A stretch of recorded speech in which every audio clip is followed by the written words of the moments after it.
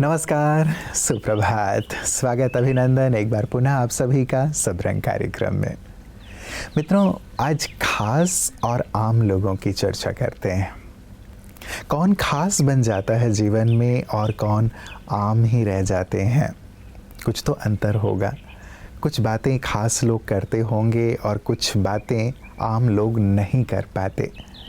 तो पहली बहुत महत्वपूर्ण बात है मित्रों, जो खास लोग होते हैं ना, वो मौक़ों का निर्माण करते हैं और जो आम होता है वो मौके का इंतज़ार ही करता रहता है। दोनों में बहुत अंतर है, निर्माण करना और इंतज़ार करना। खास लोग मौके स्वयं निर्मित करते हैं। वो बैठे नहीं रहते कि कब वक्त आएगा और हम कुछ करेंगे, कब हमारे पास अवसर आएगा और हम कुछ करेंगे। नहीं, जहाँ हैं, जैसे हैं, जिस परिस्थिति में हैं, वहाँ रहते हुए किस प्रकार मौके बनाए जा सकते हैं आगे बढ़ने के लिए, खास बनने के लिए, ये चीज़ उनके ज़हन में होती है, उनके गुणों में होती है और वो यही करते हैं, इसीलिए खास बन जाते हैं। मित्रों, हम भी इंतज़ार ना करें लेकिन स्वयं ही मौके का निर्माण करें, इसके आदती बन जाएं। कामयाबी के सफ़र में धूप का बड़ा महत्व होता है। छाँव मिलते ही कदम रुकने लगते हैं।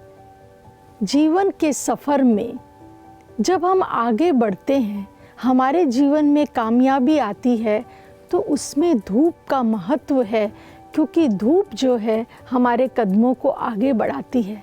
कभी कभी ऐसा होता है कि जब छाँव आ जाती है तो पथिक जो है वो पेड़ के नीचे रुककर अपनी थकान भी मिटाते हैं। तो इसीलिए जीवन के अंदर हमेशा ही धूप और छाँव दोनों का महत्व है, लेकिन धूप जो है वो हमें कामयाबी की ओर लेकर जाती है। तो इसीलिए हमेशा याद रखें कि जीवन में धूप से यानी कि किसी भी प्रकार की कठिनाई से रुके नहीं, लेकिन वो रास्ते हमें कामयाबी की ओर लेकर जाते हैं और हम आगे जीवन में बढ़ते चले जाते हैं। ओम शांति।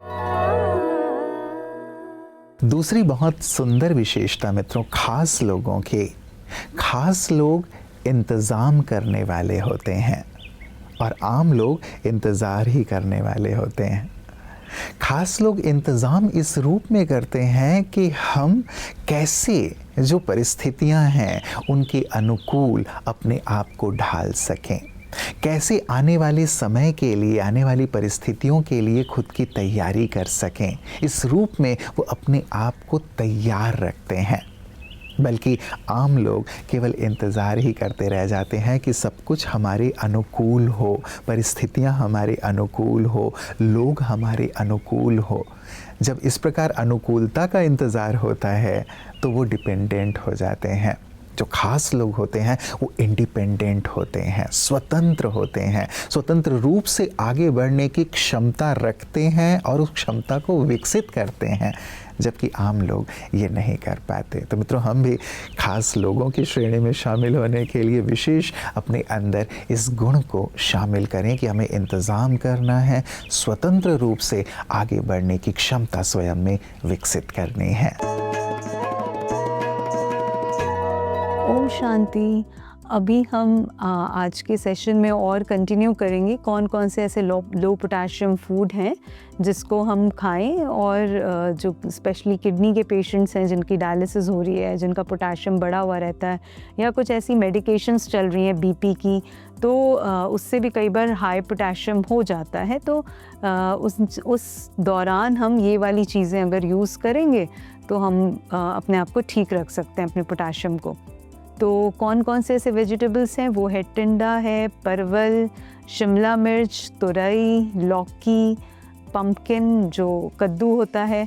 लेकिन इसके अलावा अगर आपको कोई और वेजिटेबल्स यूज़ करना है, जैसे भिंडी है, करेला है, इस टाइप की चीज़ें, तो उसका फिर पानी निकाल करके फिर छौंक लगाएंगे तो आप उस दूसरी सब्जियों को भी यूज़ कर सकते हैं। इनका पानी नहीं भी निकालेंगे तो भी चलेगा, क्योंकि इसमें कम पोटाशियम है। फिर इसके अलावा अगर हम देखें फ्रूट्स में, तो एप्पल है, जामुन है, वाटरमेलन है, पाइनएप्पल है, चेरी है, अंगूर है, पपीता है, ये सारे फ्रूट्स भी हम यूज़ कर सकते हैं क्योंकि इसमें थोड़ा पोटेशियम कम है, बहुत कम तो नहीं है। ऐसे नहीं कि हम 300 ग्राम यूज़ कर रहे हैं, हम 100-150 ग्राम तक के फलों को यूज़ कर सकते हैं। तो इस तरीके से अगर आप यूज़ करेंगे तो आप अपने पोटेशियम को मेंटेन रख सकते हैं। इसमें हाई पोटेशियम में जो हार्ट की प्रॉब्लम होने की चांसेस बहुत ज़्यादा रहती है, तो ध्यान रखें, अपना पोटेशियम को ठीक रखें। अच्छा, ओम शांति। तीसरी बहुत सुंदर क्वालिटी मित्रों खास लोगों की, खास लोग बहाने नहीं बनाते बल्कि योजना बनाते हैं, रणनीति बनाते हैं आगे बढ़ने की, कुछ करने की, कुछ बनने की। जबकि आम लोग जो होते हैं वो बहाने बनाते हैं कि नहीं अभी ये चीज़ ठीक नहीं है, अभी वो चीज़ ठीक नहीं है, ये चीज़ ऐसी नहीं है, आदि आदि इत्यादि। हम अपनी क्या आदत बना रहे हैं, वो आदतें ही हमारी सफलता तय करती हैं। वो आदतें ही ये तय करती हैं कि हम खास की श्रेणी में शामिल होंगे या आम की श्रेणी में शामिल होंगे। हमें अपने आप को देखना है मित्रों, कहीं हम भी बहाने तो नहीं बनाते रहते। अपने लक्ष्य की ओर बढ़ना है, लक्ष्य हमारा तय है, लेकिन फिर भी आज ये कारण, आज वो कारण देकर के कहीं हम उसे आगे तो नहीं बढ़ाते रहते, दूर तो नहीं करते रहते। नहीं मित्रों, खास की श्रेणी में आए, खास लोग बहाने नहीं बनाते, रणनीति बनाते हैं, योजना बनाते हैं आगे बढ़ने की, सफल होने की। मेरा नाम महिपाल ढांडा है, मैं पानीपत से हूँ। पानीपत में पानीपत ग्रामीण विधानसभा है, वहाँ से विधायक हूँ। काफ़ी लंबे समय से मेरा आना जाना लगा रहता था और मुझे बहुत अच्छा भी लगता था, मगर पिछले 10 साल से मैं यहाँ पर आना चाह रहा था सेंटर पे, मगर मैं आ नहीं पा रहा था। अचानक प्रोग्राम बना के 1-2 दिन मेरे पास है तो मैं आऊँ, तो मैं यहाँ पे आया। आते बहुत अद्भुत चीज़ मुझे यहाँ देखने के लिए मिली।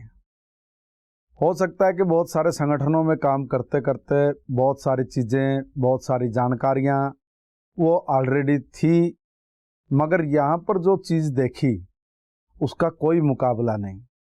इसलिए और भी बहुत सारे ऐसे संगठन जो काम कर रहे होंगे, उनके लिए भी यहाँ सीखने के लिए बहुत कुछ है। उदाहरण के तौर पे मैं भोजनालय में गया। जब भोजनालय में गया तो वहाँ पे कोई शोर शराबा नहीं, एक धुन चल रही है, एक सॉन्ग बज रहा है, लोग सब्जी काट रहे हैं। एक धुन बज रही है, सॉन्ग चल रहा है, दूध वाला अपना काम कर रहा है। एक सॉन्ग चल रहा है, रोटी पकाने वाला फटाफट करके रोटी पका रहा है, परोसने वाले परोस रहे हैं। मैं यहाँ पर बड़े मस्ती के साथ रह रहा हूँ। बड़े मुझे पता ही नहीं है कि मैं किसी प्रकार की कोई टेंशन मेरे नज़दीक नहीं, किसी प्रकार का कोई बोझ मेरे सिर पर नहीं है। कोई मुझे ऐसा लग नहीं रहा, ऐसा लग रहा जैसे मैं एक अलग सी ज़िंदगी जी रहा हूँ, एक खुशनुमा ज़िंदगी। और ये अगर मुझे हर रोज़ मिल जाए तो बहुत एक अल्टीमेट काम होगा, अल्टीमेट। और मैं प्रयास करूँगा कि मैं अपनी लाइफ को बहुत मस्ती के साथ जीऊँ, अच्छी जीऊँ और बेहतर जी सकूँ। उसके लिए मुझे अब कॉन्टिन्यूटी बना के अपनी रखनी पड़ेगी। मित्रों, खास लोग रिस्क लेते हैं, जबकि जो आम लोग हैं वो डरते हैं। खास लोग कंफर्ट जोन से बाहर निकलते हैं, समाज को, संसार को कुछ नया देने के लिए, स्वयं भी कुछ नया सीखने और अनुभव करने के लिए। जबकि आम लोग अपने कंफर्ट जोन में ही रिलैक्स्ड फील करते हैं, आराम से रहना पसंद करते हैं कि ठीक है हम यहीं अच्छे हैं। ये उनके अंदर की भावना होती है, या ये उनका एक आलस्य के कह लें या आराम पसंदी के संस्कार होते हैं, जिसके कारण वो आम ही रह जाते हैं, संसार उन्हें नहीं जानता। वास्को डी गामा यदि न निकले होते संसार को देखने के लिए, नए नए देशों को ढूंढने के लिए, तो संसार एक दूसरे से वाकिफ़ नहीं होता, देश एक दूसरे से वाकिफ़ नहीं होते, एक दूसरे से लाभान्वित नहीं हो पाते। इसलिए आज वास्को डी गामा खास हो गए, बहुत सारे ऐसे लोग हैं जो अपने अपने क्षेत्र में खास हैं, सबके लिए प्रेरक हैं। हम भी मित्रों ज़रूर इसी श्रेणी में अपना नाम दर्ज करें। ओम शांति। श्रीमद् भगवद गीता मनुष्य आत्मा को कर्म करने की सलाह तो देती है, कर्म योगी बनने की सलाह देती है, मार्गदर्शन करती है, साथ में कर्म बंधनों से, कर्म फलों की आसक्ति से मुक्त रहने वाले परमात्मा को याद करने के लिए भी प्रेरित करती है। ना हम करता न मैं कर्म फलास्पृहा, मुझे कोई कर्म फल की इच्छा नहीं है, मैं करता हूँ ऐसे कर्तापन भी मेरे अंदर नहीं है।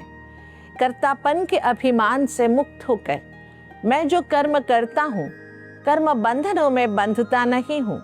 तुम मुझे याद करो तो तुम भी बंधनों से मुक्त हो जाओगे। ऐसे सुंदर जो चिंतन है इस श्रीमद् भगवद गीता के माध्यम से ही मनुष्यात्मा को प्राप्त हो सकते हैं। जी हाँ, आज दुनिया में मनुष्यात्मा ने छोटे सी कोई काम की तो उसकी फल की अपेक्षा हिमालय जितना बड़ा रखता है। छोटी छोटी बात के लिए सम्मान करना, नाम छपवाना, कितने देह के अभिमान में, बाह्य वृत्ति के आकर्षण में आ गया है, जिसके फलस्वरूप वो खुद भी दलदल में फंसता जा रहा है, दूसरों को भी अपने साथ डुबोता जा रहा है।